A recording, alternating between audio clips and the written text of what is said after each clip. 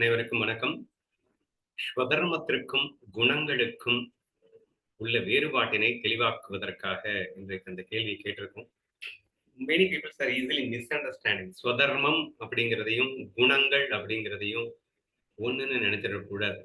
ஸ்வதர்மம் வேற, குணங்கள் வேற. இதை தெளிவாக்குவதற்காகத்தான் இன்றைக்கு இந்த கொஸ்டினை கேட்டிருக்கோம்.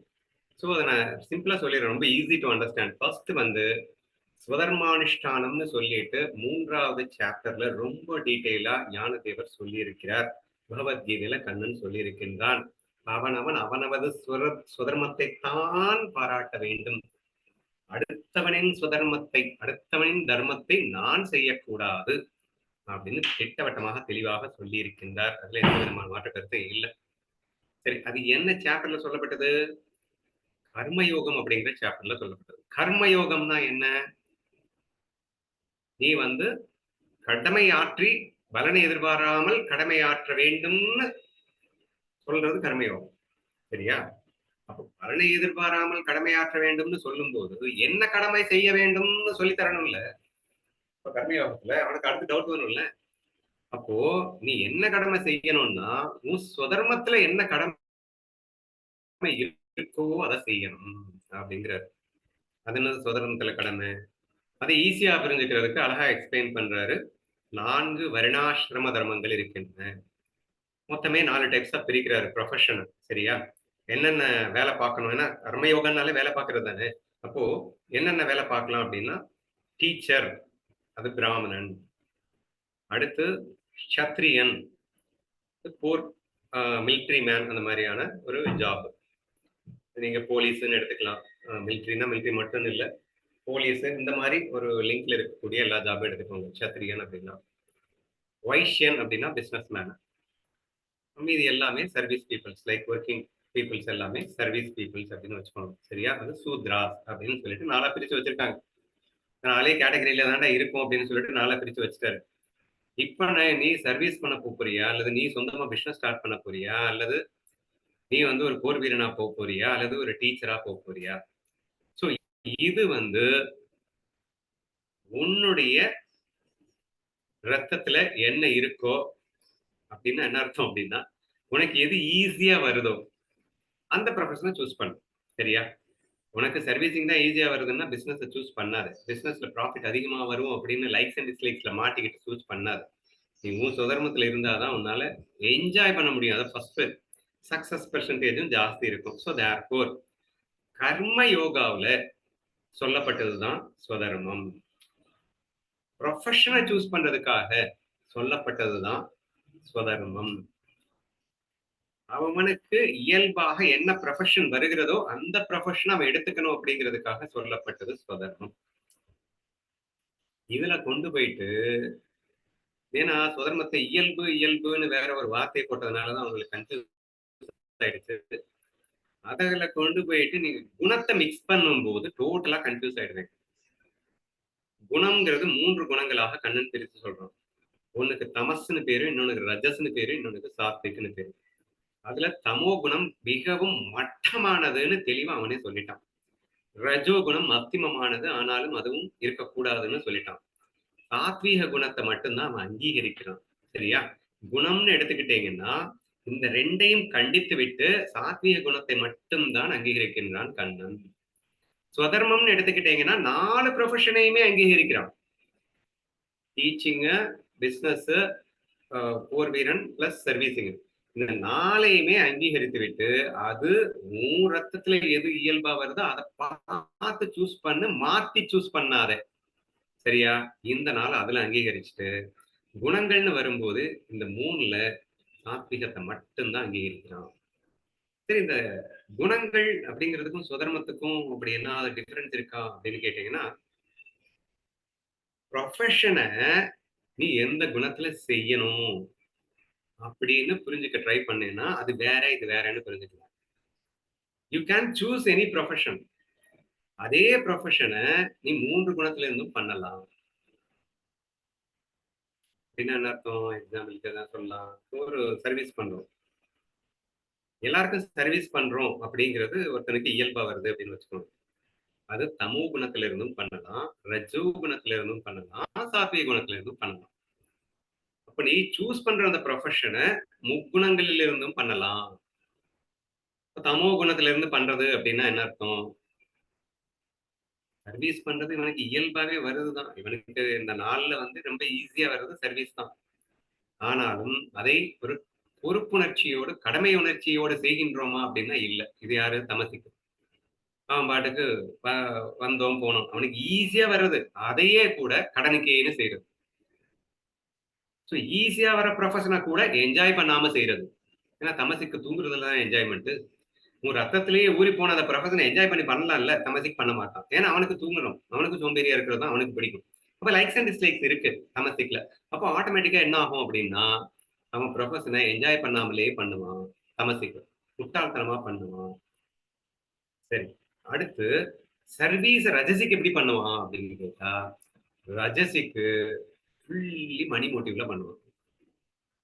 சர்வீஸ் அப்படின்னாலே என்னது? அடுத்தவருக்கு சேவை பண்றது. என்ன கிடைக்கும்? நான் உனக்கு எவ்வளவு சேவை பண்ணிருக்கேன், நீ என்ன கொடுத்துருக்க எனக்கு? பண்ணணும்னா நீ எனக்கு அதை கொடுத்தாதான் நான் பண்ணுவேன். 1,00,000 சேலரி கொடுக்குறியா? 2,00,000 சேலரி கொடுக்குறியா? அவன் ஏற்கனவே எனக்கு 1 கொடுக்குறேன்ட்டான், நீ 2 கொடுத்தா நான் அங்க வந்து சேவை பண்றேன், இல்லைன்னா நான் இங்க சேவை பண்ணிட்டு போறேன். இது ரஜசிக். சரியா? அப்ப சர்வீஸ் நீ பண்ற இயல்புல வர்றதா, ரத்தத்துல ஊறி போனது விஷயம் தான். ஆனா நீயும் என்ஜாய் பண்ண மாட்டேன். ஏன்னா ரிசல்ட் லாக் ஆயிட்ட. ரிசல்ட்டுக்காக உன் ப்ரொசீஜரை மிஸ் பண்ணிட்டு தான் பண்ணுவ. நீ இயல்பா வர்றத கூட என்ஜாய் பண்ணி பண்ணாம நீ அழுதுகிட்டே பண்ணிட்டு இருப்ப. எஃபிஷியன்சியும் கம்மியா இருக்கும்.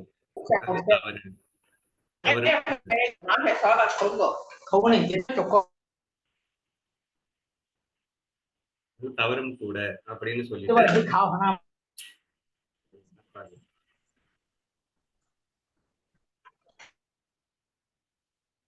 तो हो रहा है कावल तप्पी खावना அதுக்கு போட ஜால்த ரேடி 3 மணி ஃப்ரீயா 1 மணி சார் மியூட் போட்டுக்கோங்க சார். மியூட் போட முடியல என்னால. சாரி சார் சொல்லுங்க சார் கிதாங்க பாட்டோங்க. ஓகே, எங்க இருந்தோமா?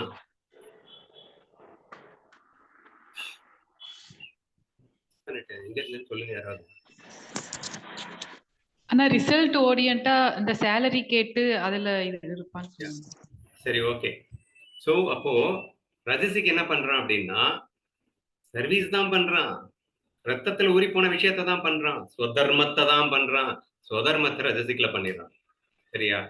ஆனா சாத்விக் மட்டும்தான் லைக்ஸ் அண்ட் டிஸ்லைக்ஸ் இல்லாம அவனுக்கு ஸ்வதர்மமா வருகின்ற அந்த சர்வீசிங் அப்படிங்கிறத நான் செய்கிறேன் என்ற பாவமும் இல்லாம, ரிசல்ட்ல லாக் ஆகாம, லைக்ஸ் அண்ட் டிஸ்லைக்ஸ் இல்லாம அழகா பண்ணுவோம். சரியா? இப்படி செய்ய வேண்டும் அப்படின்னு நீங்க புரிஞ்சுக்கிட்டீங்கன்னா எவ்வளவு டிஃபரன்ஸ் இருக்கு. சுதர்மம் வேற, உன்னுடைய குணங்கள் வேற. குணத்தை கொண்டு போயிட்டு சுதர்மம்னு வச்சிடாது. ஏன்னா சுதர்மத்தை நீ மாத்த வேணாம்னு சொன்னார், வாஸ்தவம் தான். உன் குணத்தை மாத்த வேண்டாம்னு அவர் சொல்லல. குணத்தை கண்டிக்கிறார். தமோரோஜா குணங்கிற பயங்கரமா கண்டிக்கிறார். சாத்வீக குணத்துக்கு வந்தே ஆகணும்னு சொல்றார். ஃபைனல் ஸ்டேட்ல சொன்னார், வாஸ்தவம் தான். குணாதீதனாக இரு. சாத்விக்கு வந்ததுக்கு அப்புறம் வந்தவனுக்கு சொன்னாரு குணாதீதனாக இரு அப்படின்னு சொல்லிட்டு. இப்ப நம்ம எங்க மிஸ்டேக் பண்ணிடுறோம் அப்படின்னா, துர்வாசரை கண்டு நான் துர்வாசரா இருந்துட்டு போறேன், கோவப்படுறது ஞானம் தானே, அன்னட்டாஜரா கோவப்படணும் அவ்வளவுதானே, குடிகாரன் அன்னட்டாஜரா குடிக்கணும் அவ்வளவுதானே, பொறாமப்படுறவன் அன்னட்டாஜரா பொறாமப்பட்டுட்டு போறேன், கஞ்சப்படுறவன் நான் அன்னட்டாஜரா கஞ்சத்தனமா இருந்துட்டு போறேன் என்று சொல்வது டேஞ்சரஸான ஒரு விஷயம்னு புரிஞ்சுக்கணும். சரியா? சோ ஏன்னா அப்படி சொல்லணும்னா அவர் சாத்விக ராஜஸ் தமத்தை பத்தி அவ்வளவு டீட்டெயில் எக்ஸ்பிளைன் பண்ணணும்னு அவசியம் இல்ல. தமோராஜ குணங்களை கண்டிக்கணும்னு அவசியம் இல்ல. சாத்விகவான்னு கூப்பிடணும்னு அவசியம் இல்ல. இதெல்லாம் பல தடவை பயங்கரமா சொல்லிட்டு கடைசியில தான் சொன்னாரு, சாத்விக் வந்ததுக்கு அப்புறம் தான் சொன்னாரு, நீ சாத்விக்லயும் ஒட்டாத குணாதீதனுக்கு வா அப்படின்னு. அப்படின்னா என்ன அர்த்தம்னா, it is impossible to become gunatita for a தமோ குணத்துல அட்டாச் ஆனவனுக்கு. தமோ ரஜோ குணங்கள் அட்டாச் ஆயிருக்கிறவங்களுக்கு குணாதீதன் ஆக முடியாது. அவங்க சாத்விகத்துக்கு வந்துட்டுதான் அடுத்த குணாதீதன் ஆக முடியும் என்று கண்ணனுக்கு தோன்றியதால் தான் அப்படி சொல்லி இருக்கின்றார். அப்படிங்கிறதுனால நம்மளை சீட் பண்ணாம இருக்கணும் அப்படிங்கிறதுக்காக சுதர்மத்தை கொண்டு போயிட்டு குணத்துல லிங்க் பண்ணிட்டு என் குணம் அப்படித்தான் இருக்கு. இப்ப என்ன ஞானத்துல வந்து அன்னாட்டாச்சு தான் அவன் குணத்துல தானே இருக்கணும்னு சொல்லியிருக்கு, குணத்தை மாத்தான்னு சொல்லியிருக்கு இல்ல என்று நாம் சென்று விடக் கூடாது என்பதை புரிந்து கொள்ளுங்கள். நான் பிகினிங்ல இருந்தே சொல்லிட்டு இருக்கேன், துர்வாசரை பத்தி பேசும்போதெல்லாம் ப்ளீஸ் டோன்ட் திங்க் தட் துர்வாசரார வந்து வசிஷ்டர் மாதிரி இருக்க முடியாதுன்னு நீங்க நினைச்சிடாதீங்க. The person who doesn't have a capacity to be like a Vasishtha cannot be like a ஞானிங்க. குணங்களை கண்ட்ரோல் பண்ண முடிஞ்சவன் தான் குணாதீதனா இருக்க முடியும். குணங்களை அடக்கி ஆளும் சக்தி படைத்தவன் தான் குணாதீதனாக இருக்க முடியும். அப்போ வசிஷ்டனை விட பொறுமையாகவும் துர்வாசருக்கு இருக்க தெரியும். ஆனால் அவர் அந்த ரோலை பண்ணணும் அப்படின்னு சொல்லிட்டு அவர் பண்ணிட்டு இருக்காரு, அவ்வளவுதான். அவர் வந்த எடுத்துக்கிட்ட ரோலை அவர் பண்ணிட்டு இருக்காரு. அவர் எடுத்துக்கிட்ட ரோல் அவர் பண்றாரு அப்படிங்கிறதுக்காக அவருக்கு அவரால் வந்து சாந்தமா இருக்க முடியாதுன்னு அர்த்தம் கிடையாது. அப்ப வினோதினி எக்ஸாம்பிள் என்ன சொன்ன, அவ கத்தி கத்தி பேசுறது இயல்பா இருக்கட்டும், சாந்தமா பேசுறதுன்னு அவனுக்கு தெரியணும். இதுவும் தெரியணும், அதுவும் தெரியணும். அதுக்கப்புறம் நெசசிட்டிக்கு ஏத்த மாதிரி கத்துற இடத்துல கத்தட்டும், சாப்பிட்டா பேசுற இடத்துல சாப்பிட்டா பேசிக்கிட்டு தப்பில்லை. அது அதுக்கப்புறம் குணாதீதனா இருக்கட்டும். ஆனா பிகினிங்ல நீ ஃபர்ஸ்ட் சாத்விகத்துக்கு கத்த வேண்டிய இடத்துல கூட சாப்பிட்டா பேசி பழகு. உன்னால நிக்க முடியுதான், குணத்தை வெல்ல முடியுதான்னு பாரு, அதுக்கப்புறம் நீ பார்க்கலாமே அப்படின்னு கண்ணன் சொல்றான். இன்னொன்னுங்க, எல்லாருக்கும் 3 குணங்களையும் கண்ணன் கொடுத்துருக்காங்க. தயவு செய்து நல்லா புரிஞ்சுக்கோங்க. The only freedom what we have is to be in which guna. நீ என்ன வேஷம் போட போறேங்கிறது கண்ணன் டிசைட் செய்யவில்லை, அது நீ டிசைட் செய்தது. தயவு செய்து புரிஞ்சுக்கோங்க. ஏன்னா பிறக்கும் போதே கண்ணன் வந்து கோவப்படுற இயல்புல படைச்சிட்டான். கண்ணன் படைச்சிட்டான்ப்பா, நான் என்ன பண்றது? இதெல்லாம் வந்து ஏமாத்துவது. கண்ணன் உனக்கு தமசும் கொடுத்துருக்கான், ரஜசும் கொடுத்துருக்கான், சாத்விகம் கொடுத்துருக்கான். முக்குணங்கள் அத்தனை. நான் பிரகிருதி அப்படின்னு படிக்கும்போது என்ன சொன்னேன்? பஞ்சபூதங்கள், மனம், புத்தி, அகங்காரம், அனைத்து பிரகிருதின்னு சொன்னேன்ல. அந்த மனசுல முக்குணங்கள் எல்லோருக்கும் சமமாக கொடுக்கப்பட்டுள்ளது. இப்பதான் அந்த ஃப்ரீடம் கொடுத்தான். நீ தமஸ்ல இருக்கணும்னாலும் தமஸ், அதாவது அழகா சொல்லியிருப்பாரு கீதையில. என்ன சொல்லுவாருன்னா, தமோ ரஜோவை டாமினேட் செய்து சாத்விக் எழும்போது என்னென்ன லட்சணங்கள் ஏற்படும். ரஜோ சாத்விக்கை டாமினேட் செய்து தமஸ் எழும்போது என்னென்ன லட்சணங்கள் ஏற்படும். இவ்விரண்டை அமுக்கிவிட்டு இந்த குணம் மேலெழும்போது இந்தந்த லட்சணங்களுடன் தென்படுவாய். அப்படின்னா என்னங்க அர்த்தம்? முக்குணங்கள் எல்லாருக்குமே இருக்குன்னு அர்த்தம். அந்த முக்குணங்கள்ல எந்த 2 குணத்தை கீழே வச்சுக்கிட்டு எந்த குணத்தை மேல வச்சுக்கிட்டு நீ விளையாடணும்னு நினைக்கிறியோ அந்த சாய்ஸ் உனக்கு கொடுத்துருக்கான்னு அர்த்தம். சாய்ஸ் உனக்கு கொடுத்து தொலைச்சதுனாலதான் கண்ணை கத்த வேண்டியது இருக்கு கீதையில. டேய் சாத்விக்க வாங்கடா, சாத்விக்க வாங்கடான்னு. இல்லைன்னா ஒரு செகண்ட்ல அவனே வந்து சாத்விக்க மாத்த மாட்டான். அவனுக்கு என்ன தலையெழுத்தா உட்காந்துக்கிட்டு கூப்பிடுறதுக்கு. சரி, அது ஏன் கூப்பிடுறான் அப்படின்னா, நீ குணாதீதனாக இருந்து விளையாடுவதற்காக முக்குணங்களை கொடுத்தேன். ஒரு நடிகன் அப்படின்னு சொன்னா he must have a capacity to play the role what he want. ஒரு பர்ஃபெக்ட் நடிகன் யாரு? வில்லனாவும் நடிக்க தெரியணும், ஹீரோவாவும் நடிக்க தெரியணும், காமெடியாவும் நடிக்க தெரியணும், எல்லா வேஷமும் போட தெரியணும். அப்படிதானே ஒரு சிறந்த நடிகனாக இருக்க முடியும். அப்பதானே ஐ மீன் எக்ஸ்ட்ரீமா அவன் வந்து நடிப்பை என்ஜாய் பண்ண முடியும். இது ஒண்ணுல லாக் ஆயிட்டான் அப்படின்னா அது எப்படி என்ஜாய் பண்ண முடியும்? ஆனா அதுக்காக முக்குணங்களை கொடுத்தான். நீ ஒட்டாம என்ன வேஷம் வேணா போடுன்னு சொல்றதுக்காக முக்குணங்களை கொடுத்தான். முக்குணங்களை கொடுத்துட்டு உனக்கு சாய்ஸும் கொடுத்தான். நீ தமசுலையும் ரஜஸ்லையும் ஒட்டிட்டு அழுவேன்னு அவனுக்கு என்ன கனவா கண்டான்? அப்படி நீ வந்து ஒட்டினாலும் ஒட்டுனுவேன்னு புரிஞ்சுக்கிட்டு தான் வேதத்தையும் கொடுத்தான், பகவத்கீதையும் எழுதினான். கொடுத்தான் உங்களை சொல்றேன்னு நினைச்சுக்கிறாங்க, என்னையும் சேர்த்து சொல்றதா நினைச்சுக்கோங்க, சரியா? அப்போ தமோ ரஜஸ்ல ஒட்டிட்ட அப்படின்னு சொன்னான், தமோ ரஜோவாவே மாறிட்ட அப்படின்னு சொன்னான். எதிர்பார்க்கல, அவன் குணத்தையும் கொடுத்து நீ ஒட்டாம எந்த குணத்துல வேணா விளையாடுன்னு சுதந்திரத்தை கொடுத்தான்.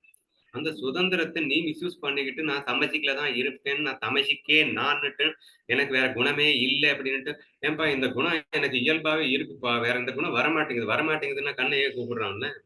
அந்த 3ஐயும் உனக்கு கொடுத்துருக்கேன்டா, நீ அந்த 2 அமுக்கிட்டு சாத்விக்க மேல வாடா அப்படின்னு அவன் சொல்றான் அப்படின்னா அது உன் கையில மட்டும்தான் இருக்கு, அந்த சுதந்திரம் உன்கிட்ட மட்டும்தான் இருக்கு. அதுதாங்க ஞானம். சோ ஒரு சாதகனிடத்தில் சாதகனுடைய முயற்சி அப்படிங்கிறத அவன் சாத்விக்கு வர்றதுக்கு தான் முயற்சி பண்ணணும். அது மட்டும்தான் ஞானம். அப்ப நம்ம தானே பண்ணி ஆகணும். அப்ப கண்ணன் சொல்ல வேண்டியது இருக்கு.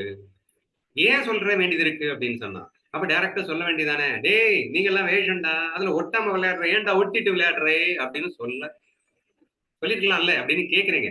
சொல்லல. ஏன் சொல்லல அப்படின்னா, நீ ஒட்டிருக்கிற இடம் இது தமசு. தமசுன்னா எது? லூசுத்தனம், முட்டாள்தனம், பைத்தியக்காரத்தனம், ஞான சூனியம். இது தமசு. சரியா? ஆனா சாத்விக்கு அப்படியே ஆப்போசிட்.